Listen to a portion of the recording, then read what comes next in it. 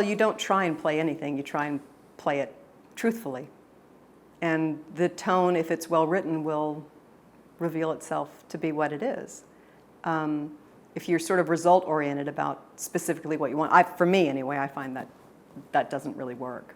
And you sort of have to let something organically find its timbre. This was just a really intriguing role. I liked the idea of playing an action hero. I hadn't done it. You know, I started to go gray and thought maybe this is how I live out my midlife crisis. I become an action hero. Other people don't have that opportunity in life. They just buy a Porsche, but I choose to kind of, you know, become the commander-in-chief of a, you know, counter-terrorism unit. Stabat Mater is a large-scale choral orchestral work that uses the traditional medieval Latin texts interspersed with modern English poetry. The Latin texts, sung by the chorus, are a powerful poetic narrative of Mary standing at the foot of the cross, reflecting on the suffering of her dying son. One of the things I wanted to achieve in this work was, in some sense, to disperse the surface religiosity and get to the core humanistic content. Here is a parent enduring her own emotional agony, watching helplessly as her child dies. These texts are deeply moving in their own right, but to find modern parallels, I used 3 20th century poems by mothers who had lost children under a variety of adverse and tragic circumstances. I set those for soprano soloist and a smaller, more intimate chamber group.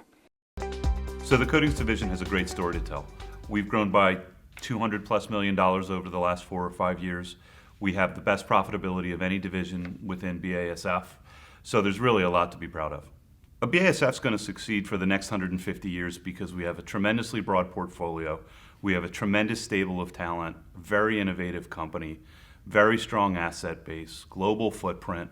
We have everything we need.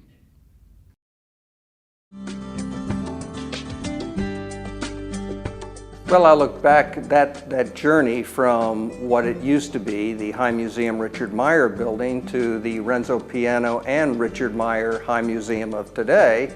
I would say that it's a sense of great pride that I look at that expansion because it has brought to our table capabilities that we never dreamed of. And I think we really did answer the call of the 100+ names that are on those granite slabs out there in front.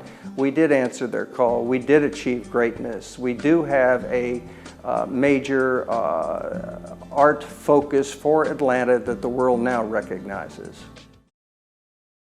When television started to really become popular and the movies had to respond with something, one of the responses was to widen the screen, Cinerama. And Fox, Spiro Skouros, the president of Fox at the time, decided to patent an old anamorphic squeeze process that had been developed in 1926 by a French scientist, Dr. Chrétien. So they got the rights to that, and what it did was it took a regular picture and squeezed it twice, and then in projection squeezed it back out, and it ended up with a format, aspect ratio of about 2:4:1. Fox became so convinced that it was the way to release all their films that they mandated that so many films would be made that way. There were technical problems with the CinemaScope lenses at the time. It was a dual lens system. There was the regular lens that was traditional, which was a spherical lens. And then there was another attachment, which was the Jean Chrétien attachment, which went in front of it and provided the squeeze. And both of those lenses had to be focused separately. It's called a hypergonal system. And the first generation of them, required 2 focus pullers. The problem with the lenses were inherent in trying to integrate the anamorphic elements into the regular lens. And what happens is as a character moves closer to the screen, gets larger in the screen, the anamorphic squeeze becomes diminished. It's less effective. So they're less squeezed. So that when it's then unsqueezed in projection, the face starts to get wider in order to maintain the aspect ratio. And that's called the anamorphic mumps. And you see it a lot in the extreme close-ups in The Innocents.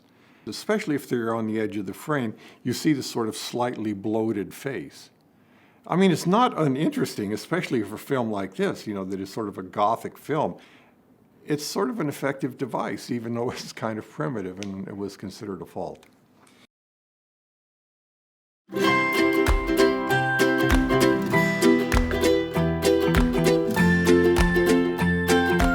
A person's experience and the emotions they feel when participating in our event often determine how engaged they become with our organization.